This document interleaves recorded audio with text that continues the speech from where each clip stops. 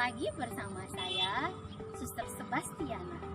Nah, kali ini kita akan belajar bersama solusi mengatasi kekeringan di musim kemarau. Kira-kira adik-adik penasaran nggak sih? Apa itu kekeringan? Bagaimana solusinya? Dan apa dampaknya? Ayo kita belajar bersama. Kekeringan seringkali terjadi di negara kita, khususnya ketika musim kemarau yang sangat panjang.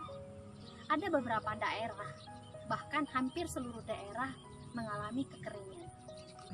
Nah, kekeringan ditandai dengan kurangnya debit air atau tidak ada debit air pada aliran sungai, sumur, waduk, dan sumber-sumber air lainnya. Dampak dari kekeringan adalah salah satunya yang pertama, kurangnya air minum. Nah, kurangnya air minum ini bisa mempengaruhi pada manusia, pada hewan, dan pada tumbuhan. Nah, pada manusia bisa menyebabkan manusia mengalami dehidrasi, salah satunya. Kedua, manusia juga kesulitan dalam mandi, cuci, dan lain-lain. Dan ketiga, kebutuhan MCK kita sehari-hari tentu mengalami kesulitan, macet, bahkan tidak ada. Halo, perkenalkan, saya Dora Sitoresmi, NIM 1911134142 dari kelas 2B.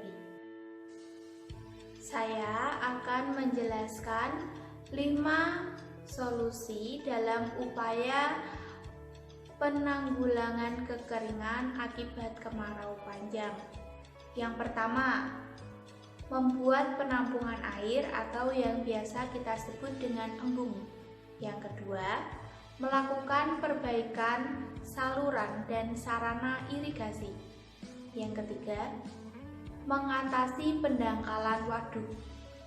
4. Proses penghijauan dan mengurangi konversi lahan di daerah hulu. Yang terakhir, membangun hutan kota. Yang pertama adalah embung. Anak-anak, embung merupakan penampung air saat hujan.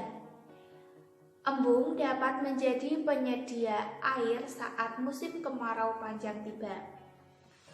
Tentu saja kapasitas air yang tersedia tergantung dari luas areal dari embung itu sendiri.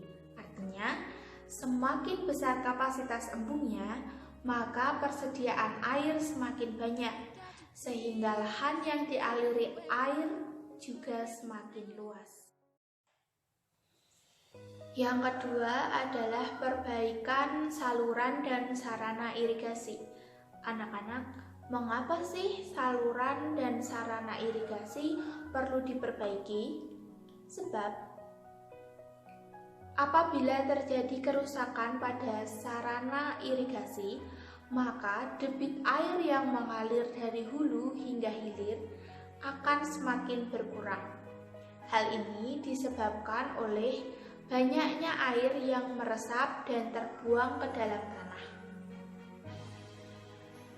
Sehingga sangat penting untuk memperbaiki kebocoran yang terjadi di perjalanan. Yang ketiga adalah mengatasi pendangkalan waduk. Karena jika waduk dangkal akan berpengaruh terhadap daya tampung dan volume air. Penghijauan dan mengurangi konversi lahan di daerah hulu. Tanaman yang ditanam pada lahan-lahan kosong dapat menjaga dan mengikat butiran tanah saat terjadi hujan. Tanaman yang rapat juga bisa meningkatkan kemampuan tanah dalam menyerap air hujan.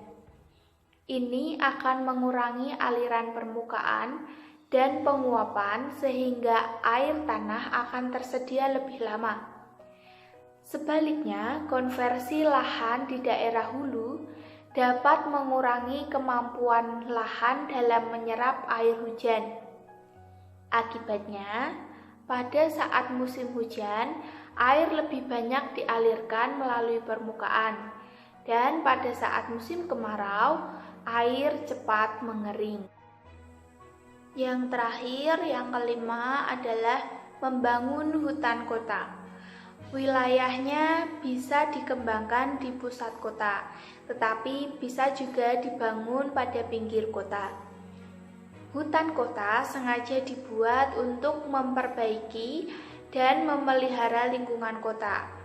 Hutan kota penting untuk menyeimbangkan ekologi manusia dalam berbagai hal, seperti kebersihan udara, ketersediaan air tanah, pelindung terik matahari, kehidupan satwa dalam kota, dan juga sebagai tempat rekreasi.